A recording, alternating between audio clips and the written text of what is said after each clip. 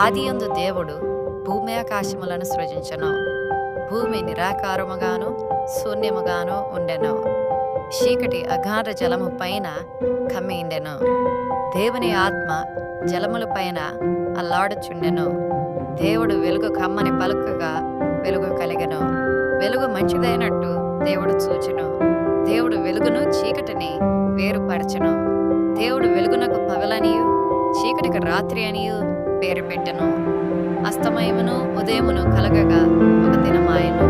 మరియు దేవుడు జలముల మధ్యన ఒక విశాలము కలిగి ఆ జలములను ఈ జలములను వేరుపరచును గాకని పలికెను.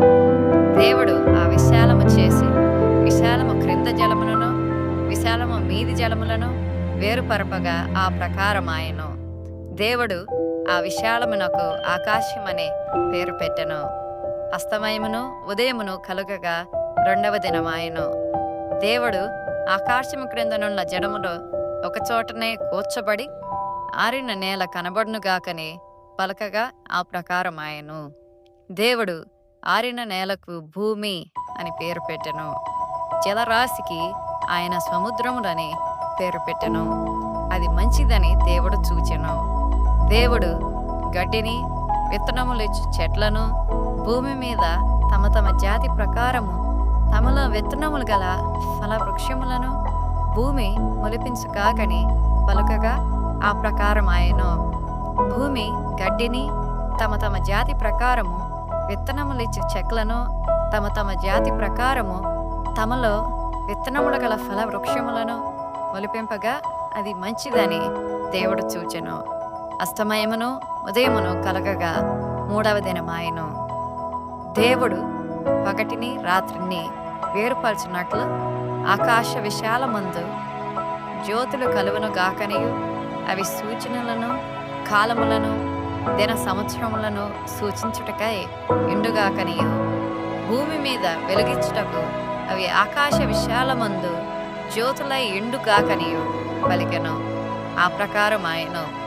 దేవుడు ఆ రెండు గొప్ప జ్యోతులను అనగా పగటిని ఏలుటకు పెద్ద జ్యోతిని రాత్రిని ఏలుటకు చిన్న జ్యోతిని నక్షత్రములను చేసెను. భూమి మీద వెలిగించుటకును పగటిని రాత్రిని ఏలుటకును వెలుగును చీకటిని వేరుపరచుటకును దేవుడు ఆకాశ విశాలమందు వాటినుంచెను. అది మంచిదని దేవుడు చూచెను. అస్తమయమును ఉదయమును కలుగగా నాలుగవ దినమాయెను. దేవుడు జీవము కలిగి చెల్లించు వాటిని జలములు సమృద్ధిగా పుట్టించునుగా కనియు పక్షులు భూమిపైని ఆకాశ విశాలములో ఎగురునుగా కనియు పలికెను. దేవుడు జలములలో వాటి జాతి ప్రకారము జలములు సమృద్ధిగా పుట్టించిన మహామత్స్యములను జీవము కలిగి చెలించు వాటినన్నిటినీ దాని జాతి ప్రకారము రెక్కలు గల ప్రతి పక్షిని సృజించెను. అది మంచిదని దేవుడు చూచెను. దేవుడు మీరు ఫలించి అభివృద్ధి పొంది సముద్ర జలములలో నిండి ఎండుడనియు పక్షులు భూమి మీద విస్తరించును గాకనియు వాటిని ఆశీర్వదించెను. అస్తమయమును ఉదయమును కలుగగా ఐదవ దినమాయెను. దేవుడు వాటి జాతి ప్రకారము జీవము గల వాటిని అనగా వాటి జాతి ప్రకారము పశువులను పురుగులను అడవి జంతువులను భూమి పుట్టించునుగాకని పలికెను. ఆ ప్రకారమాయెను. దేవుడు ఆయా జాతుల ప్రకారము అడవి జంతువులను ఆయా జాతుల ప్రకారము పశువులను ఆయా జాతుల ప్రకారము నేలను ప్రాకు ప్రతి పురుగును చేసెను. అది మంచిదని దేవుడు చూచెను.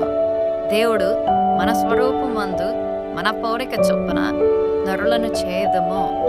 వారు సముద్రపు చేపలను ఆకాశ పక్షులను పశువులను సమస్త భూమిని భూమి మీద ప్రాకు ప్రతి జంతువును ఏలుదురుగాకనియు పలికెను. దేవుడు తన స్వరూపమందు నరుని సృజించెను. దేవుని స్వరూపమందు వాని సృజించెను. స్త్రీనిగాను పురుషునిగాను వారిని సృజించెను. దేవుడు వారిని ఆశీర్వదించెను.